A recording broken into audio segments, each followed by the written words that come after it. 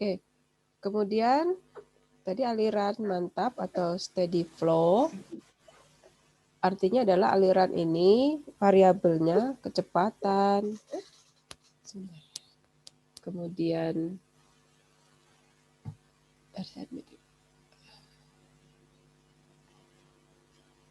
viskositasnya gitu ya, itu tidak mengalami perubahan terhadap waktu gitu ya. Contoh untuk aliran mantap atau steady flow adalah aliran pada irigasi dan pipa. Karena kalau irigasi itu cenderung ini ya, dia tenang gitu ya dan tidak mengalami perubahan variabel gitu ya.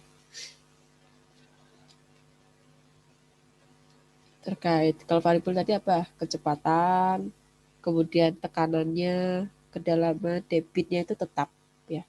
Jadi kalau digambarkan dengan grafik itu seperti ini, di mana itu adalah X itu adalah fungsi terhadap waktu, kemudian sumbu Y itu adalah fungsi terhadap kecepatan. Jadi kalau kita lihat di sini apa? Stabil ya. Nah, berbanding terbalik dengan aliran unsteady flow atau aliran tak mantap. Artinya apa? Aliran ini variabelnya itu akan berubah terhadap waktu. Kalau kita lihat di sini, awalnya rendah, kemudian naik, sampai ada puncak, kemudian turun lagi, gitu ya.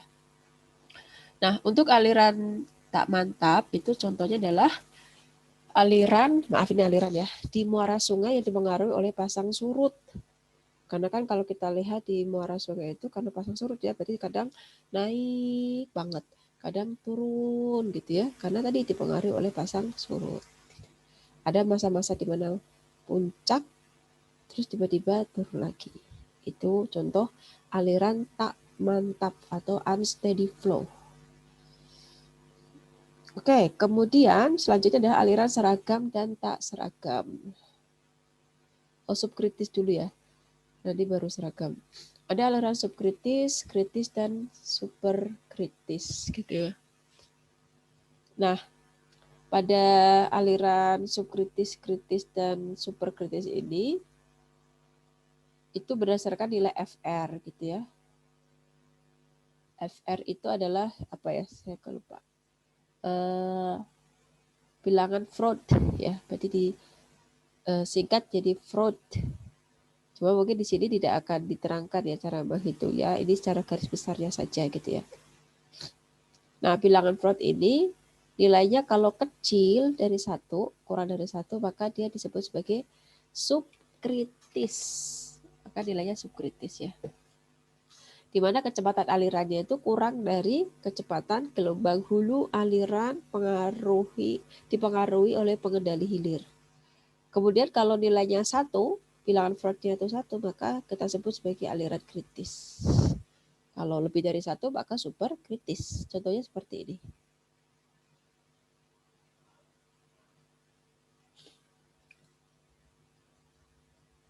Nah, super kritis itu seperti ini ya. Kecepatannya gitu ya. Cepat sekali ya, maka dia super kritis.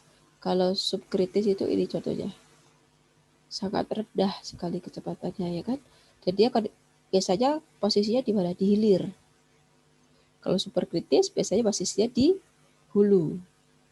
Kalau kritis ya berarti di tengah-tengah ya, antara hulu dan hilir seperti itu. Kemudian aliran seragam dan tak seragam. Dinamakan seragam atau dalam bahasa Inggrisnya uniform ya. Uniform artinya adalah aliran yang tidak ada perubahan variabel aliran di satu titik ke titik yang lain di sepanjang saluran. Artinya apa? Dari awal sampai ke akhir variabelnya tidak mengalami perubahan. Jadi kalau digambarkan berarti seperti ini, lurus saja. Nah, variabelnya apa saja? Variabel aliran itu adalah kecepatannya, tekanannya, rapat masanya, tampang aliran, dan debitnya itu akan tetap dari awal sampai ke akhir aliran. Ini dinamakan dengan aliran seragam. Kemudian ada juga aliran tidak seragam. Nah, kalau di sini kita bisa lihat dari gambarnya saja ya, artinya apa? Ada perubahan variabel aliran di satu titik ke titik yang lain di sepanjang saluran ya. Jadi dari awal sampai ke akhir tidak tetap, ada perubahan. Contohnya di sini. Dabir di akhir mengalami perubahan. Seperti itu. Nah, contoh aliran seragam itu pada apa? Contohnya adalah pada aliran yang mana salurannya itu panjang dan debit serta penampaknya tetap. Contoh irigasi juga ya. Dia panjang gitu ya. Kemudian debitnya tetap, penampaknya tetap. Saluran primer biasanya. Kalau saluran tersier mungkin agak berubah ya, karena kan pendek salurannya. Kemudian yang tak seragam, contohnya adalah di aliran sungai atau di saluran di daerah dekat terjunan atau bendung. Karena kan kalau dekat terjunan artinya apa? Ada perubahan kecepatan, ya kan? Kemudian debitnya pasti berubah. Ya tadi ya, karena kecepatan berubah ya debit akan berubah. Itu contoh ya dari aplikasi aliran seragam dan tidak seragam.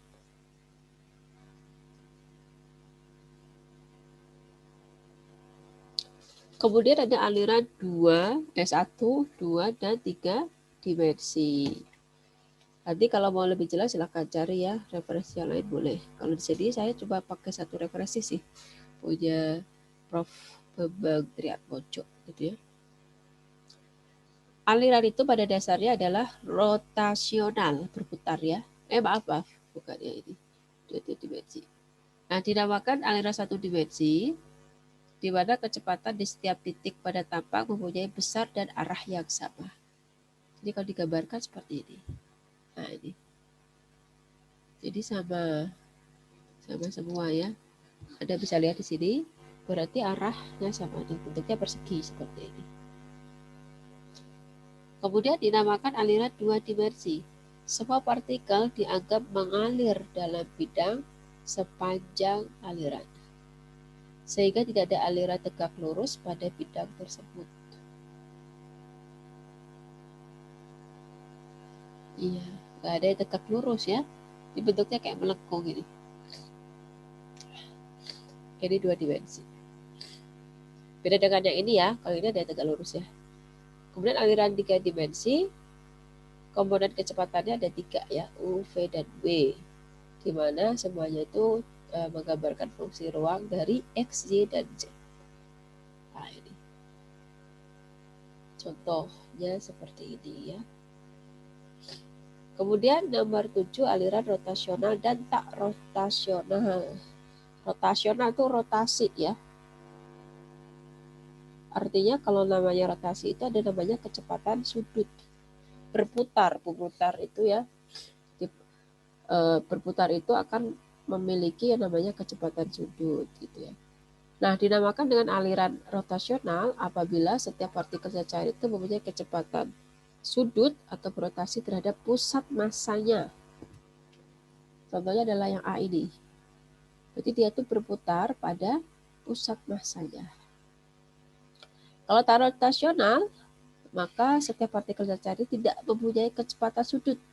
Jadi nggak ada kecepatan sudutnya. Sudutnya berapa nggak ketahuan. Ya, nggak kelihatan sudutnya berapa. Karena dia tidak berputar terhadap pusat massanya. Contoh aliran tak rotasional seperti itu. Nah, pada aliran tak rotasional ini kita bisa lihat ya bahwasannya distribusi kecepatan ini namanya distribusi kecepatan itu V itu ya. Di dekat dinding batas adalah merata. Merata ya, sama semua. Berbeda dengan yang rotasional kan. Jadi lebih pendek, makin panjang, makin panjang. Karena ini ada batasannya melengkung dan membentuk sebuah sudut. Seperti itu. Ya ini mah pembahasan awal aja ya tentang macam-macam ya.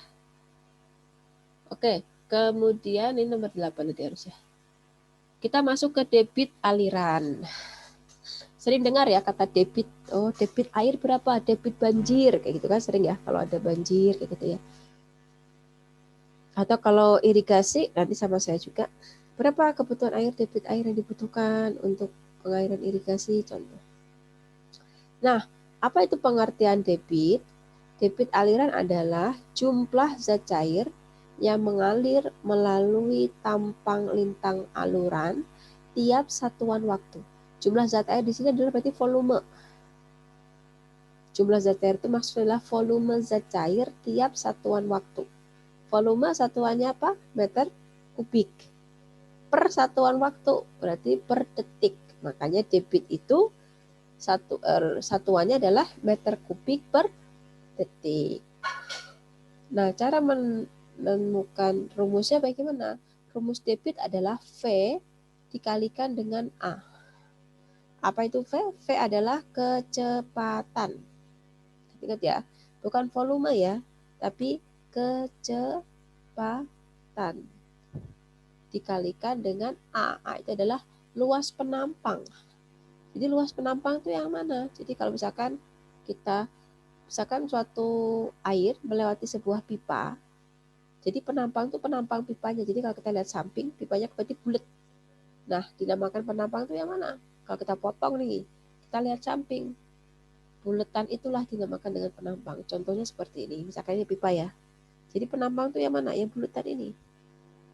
Atau kalau kita lihat selokan, luas penampang selokan tuh yang mana? Berarti selokannya kita lihat dari samping. Jadi jangan lihat sepanjang selokan, tapi kita lihat dari samping. Misalkan kita gambar, kita potong, lihat samping. Selokan itu kan sekarang umumnya bentuknya adalah trapesium. Meskipun ya ada ya persegi, cuma secara optimalitas fungsi lebih bagus yang trapesium. Oh, penampang tuh yang mana ini? Yang digenangi oleh air. Itu penampang ya. Kemudian V kali A. Hati-hati ya, berarti V itu adalah kecepatan. Hati-hati di sini adalah penampang melintang. Jadi diajari kan pasti ya, ada di mata kuliah gambar ya. Atau rumus lain dari debit adalah tadi kan dikatakan karena debit itu pengertiannya adalah jumlah zat cair per satuan waktu. Jumlah zat cair itu adalah volume, atau kalau semua rumus cepat Q sama dengan volume dibagi waktu. Volume meter kubik. Boleh apa aja ya, meter kubik, sentimeter kubik, apa aja. Yang penting satuan panjang pangkat 3 dibagi dengan satuan waktu. Mau detik, menit, jam, tergantung sama yang dibutuhkan datanya atau tergantung soal ya kalau ada ujian seperti itu. Luas penampang, saya ingatkan lagi luas penampang itu macam-macam, tergantung penampangnya mau bentuknya apa. Ada yang lingkaran, ada yang trapesium, ada yang persegi. Jadi nanti Anda harus hafal ya. Dan itu wajib ya kan? Masa nggak hafal luas bangun datar ya. Oke, kita masuk ke contoh soal. Silakan dibaca sebentar ya. Saya mau naruh anak saya dulu sebentar. Ini ada soalnya, silakan dibaca. Nanti saya terangkan, dan kalau ada pertanyaan silakan. Yang hitung-hitungan terutama ya. Terkait satuan dan sebagainya, rumus.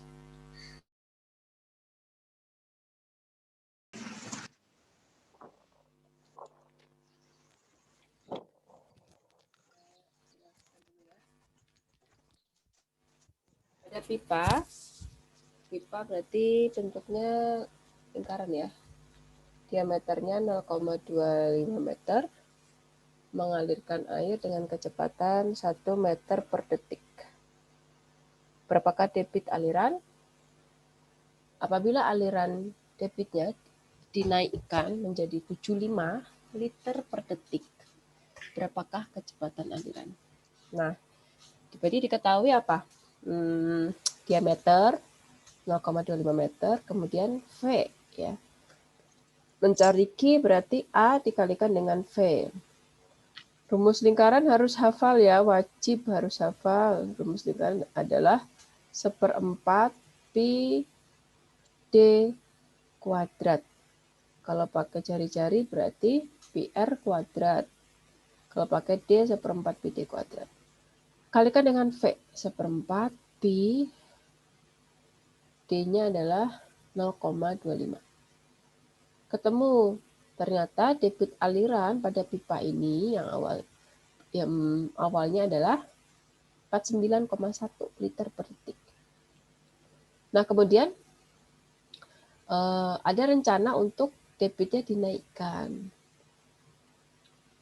Kalau pipa tetap ya, nggak mungkin pipa kan digedein, kecilin kan ribet ya. Artinya kan repot. Ya kan kalau bermeter-meter panjangnya kan berapa biaya yang dibutuhkan. Kalau di sini berarti apa? A itu pasti tetap. Yang berubah adalah kecepatan aliran. Rumus adalah tetap Q sama dengan A kalikan dengan V gitu ya. Maka kalau misalkan Q-nya itu 0,075, maka A-nya tetap ya pakai data yang sebelumnya. Ditanyakan adalah V-nya, maka V sama dengan Q dibagi A. Ternyata jika ingin mendapatkan debit 75 liter per detik, artinya kecepatannya pun berubah menjadi 1,53. Kecepatannya makin besar juga. Gitu ya caranya untuk menentukan debit gitu. Bisa dipahami ya semuanya ya. Jangan lupa satuan debit meter kubik per detik atau intinya satuan volume per satuan waktu. Liter itu kan nama lainnya adalah desimeter kubik ya. Oke. Kecepatan satuannya adalah satuan panjang per satuan waktu.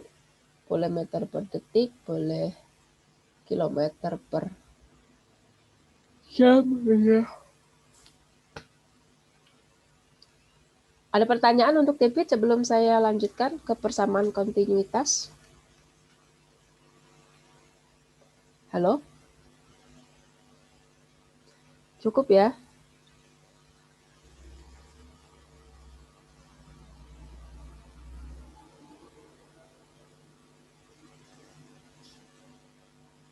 Udah? Ya, Bu.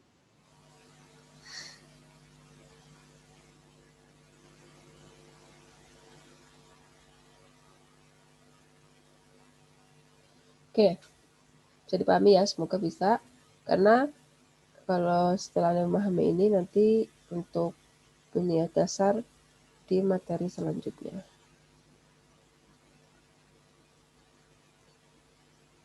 Persamaan kontinuitas. Nah, pada saat zat cair itu kompresibel secara kontinu melalui sebuah pipa atau saluran, di mana tampang aliran ini konstan ataupun tidak konstan, maka pada dasarnya volume zat cair tiap satuan waktu itu adalah sama di semua tampang. Volume zat cair per satuan waktu berarti apa? Debit. Artinya kalau kita misalkan menemukan sebuah aliran, misalkan dalam satu aliran yang mana penampang satunya lebih besar, penampang selanjutnya itu lebih kecil, pada dasarnya yang namanya debit itu pada satu aliran yang kontinu, artinya apa? Nilainya adalah debit adalah konstan. Jadi misalkan ini, aliran debit yang masuk itu harus sama dengan debit yang keluar. Jadi kalau di sini, ini misalkan kita anggap sebagai Q1, sini Q2, maka nilai Q1 harus sama dengan Q2. Q itu rumusnya apa? A kali V, artinya A1 kali V1 sama dengan A2 kali V2. Bentar ya, saya tambahkan. Oke,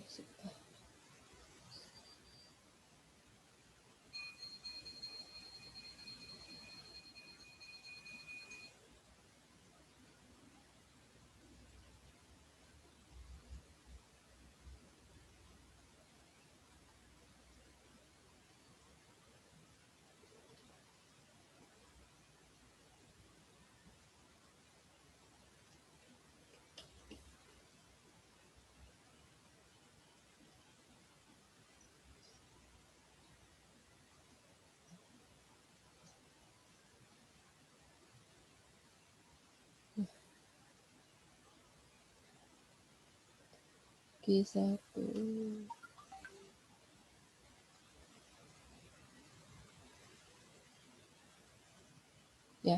Artinya Q1 sama dengan Q2. Jadi aliran yang masuk, debit yang masuk sama dengan debit yang keluar. Itu dinamakan dengan persamaan kontinuitas. Ya. Jadi jangan bingung ya, oh nanti yang sama itu Q-nya loh ya, bukan A atau V-nya. AV-nya pasti berbeda, kan kelihatan nih juga ya, yang ini gede, ini kecil. Nah, gimana kalau kondisinya bercabang atau percabangan? Ini kan aliran air yang masuk, pipa besar, tiba-tiba bercabang jadi 2 pipa. Maka prinsipnya adalah tadi debit yang masuk harus sama debit yang keluar. Key inflow harus sama dengan key outflow. Key inflow-nya berapa? Ini key inflow. Q1 berarti itu harus sama dengan Q2 ditambah Q3. Ya. Jadi Q1 sama dengan Q2 ditambah Q3.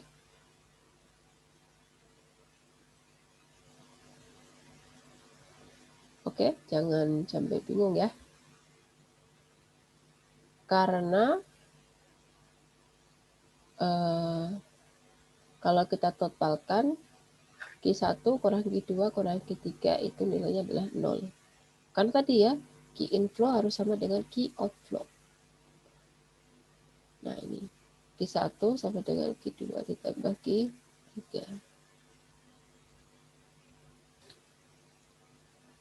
Ya, jadi kalau cabang yang ada 3 ya sesuaikan. Berarti Q1 sama dengan Q2 tambah Q3 tambah Q4.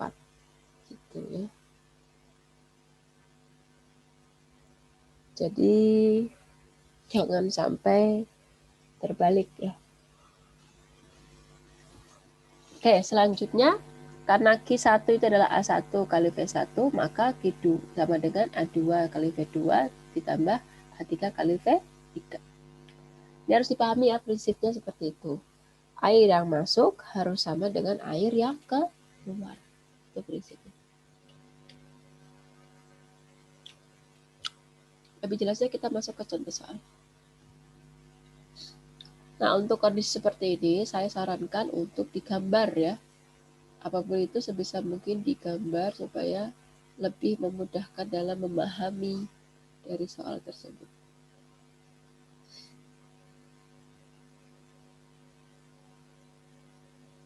Oke, air mengalir dalam pipa dengan diameternya 50 cm, kecepatannya 1 meter per detik. Berapa debit aliran jika diameter pada ujung yang lain dari pipa tersebut adalah 100 cm? Artinya apa? Di diameter pipa yang ujung kiri itu 50, kemudian di ujung yang kanan menjadi 100. Ditanya berapa kecepatan aliran pada ujung tersebut. Jadi kalau digambarkan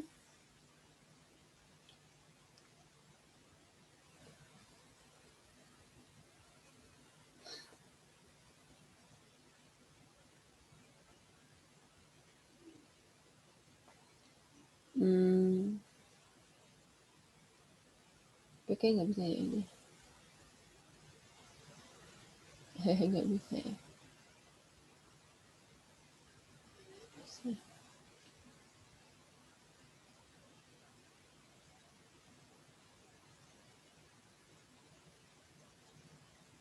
Oh ini.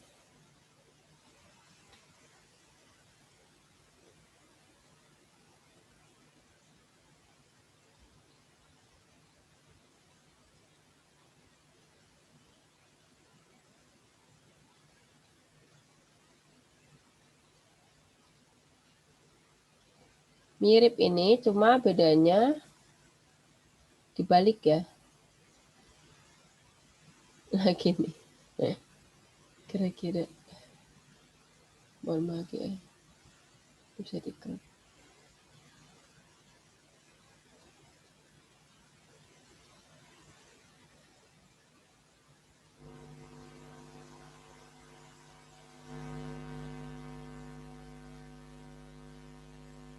Nah, jika digambarkan kira-kira seperti ini.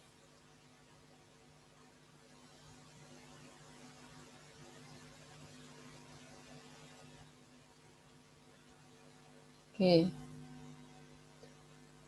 Berarti yang D1-nya lebih kecil dibandingkan dengan D2. Kalau tadi kan kalau nggak dibalik, D1 lebih besar ya kan. Oke. Berarti kita pertama kali cari apa? Diketahui dulu D-nya, kemudian cari luas tampang pipanya. Bentuknya lingkaran yang udah sama aja ya. Maka ketemu P1 kan. Nah, ketemu P1, ketemu A1, maka kita mencari Q. Ketemu debitnya adalah 0,193 meter kubik per detik. Sekarang kita akan mencari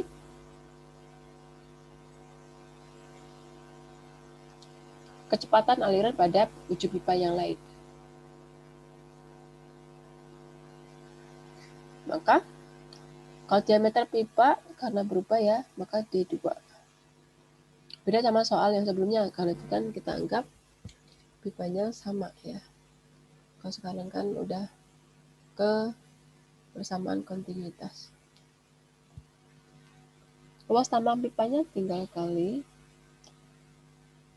Tadi dikatakan Q1 harus sama dengan Q2.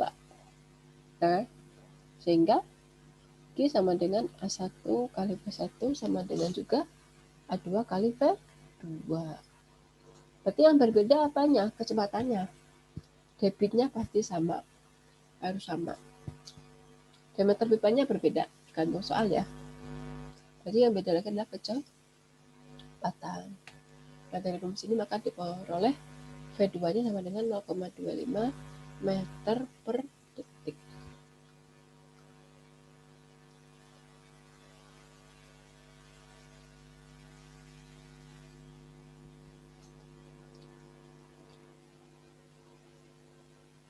Cukup ya? Ada pertanyaan nggak? Sebelum saya lanjut? Saya lanjutkan aja 7 menit. Biar nanti langsung kita ke latihan ya. Air mengalir melalui pipa 1, 2, 3, 4 seperti pada gambar. Pipa 1 diameternya segini 20. Dihubungkan dengan pipa 2 diameter 75. Pipa 2 bercabang 3 dan 4, di mana kecepatan di pipa 3 1,5 meter per detik. Kecepatan pipa 4 30 mm. Maaf. Kecepatan di pipa 4 yang diketahui ya. Ditanyakan. Jadi nanti caranya kalau ketemu kayak gini pasti gambar dulu. Kemudian kita definisikan dulu apa saja yang diketahui di soal ini. Berarti pertama diketahui adalah D1. Oh ya. Terus kita buat dulu intinya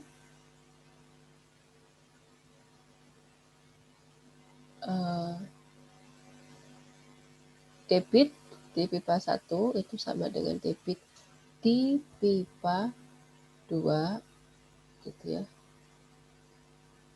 Kemudian maaf. Debit di pipa 2 sama dengan debit pipa 3 dan pipa 4. Oke. Berarti saya ulangi. Q1 sama dengan Q2. Q2 sama dengan Q3 ditambah Q4 karena bercabang, ya kan? Diameter pipa 1 diketahui, berarti diketahui diameter pipa 1. Diameter pipa 2. V2. V3 diketahui.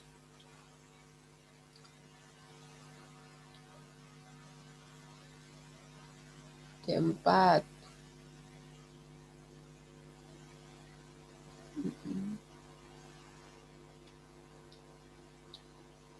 Udah. Terus satu lagi nih yang bawah, hati-hati ya. Debit aliran pipa 4 berarti apa? Q4 sama dengan setengah Q3. Ini perlu dimasukkan juga nih bawah. Jadi nanti akan membentuk sebuah variabel. Ya. Jadi datanya apa aja yang diketahui? Step pertama Anda harus tulis dulu ini semua. Supaya Anda kebayang, oh ini data ini yang dibutuhkan, ini dulu. Datanya kan banyak nih, Q1, V1, Q2, Q4, Q4. Yang pertama adalah kita anggap Q1 sama dengan Q2. Dan diketahui 1 dan 2 apa aja? Cuma diameter 1, terus diameter 2.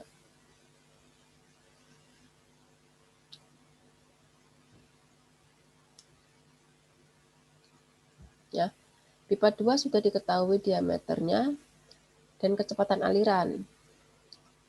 Iya, Q1 sama dengan Q2.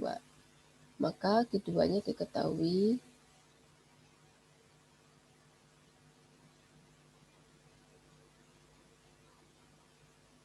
Oke, maka kita cari dulu Q2-nya. Q2 A2 kali V2. Nah, ini. Karena tadi dari gambar diketahui Q1 sama dengan Q2. Oh, segini ya jawabannya ya. Gitu. Maka Q1 rumusnya adalah ya seperti Q2. Ditanyakan apa sih yang terkait 1? Q1. Nah, ini udah 8,36.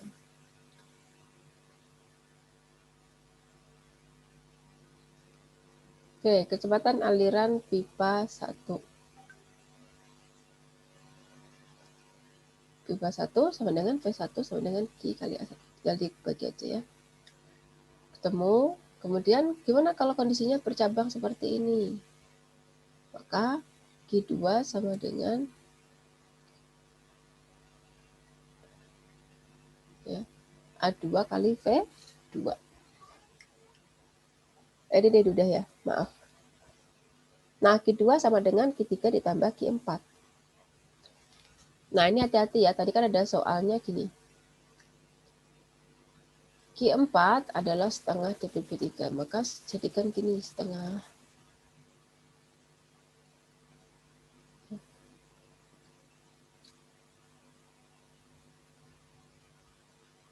Nah, seperti ini. Maka nanti bisa ketemu nilai ketiga. Nilai ketiga terus gimana? Setelah ketiga selesai, tinggal cari Q4. Q4 tadi nilainya berapa? Setengah Q3 dari soal tadi. Debit aliran 4 aja setengah debit pipa. Ya. Udah beruntun gini ya. Cet, hingga akhirnya ditemukanlah.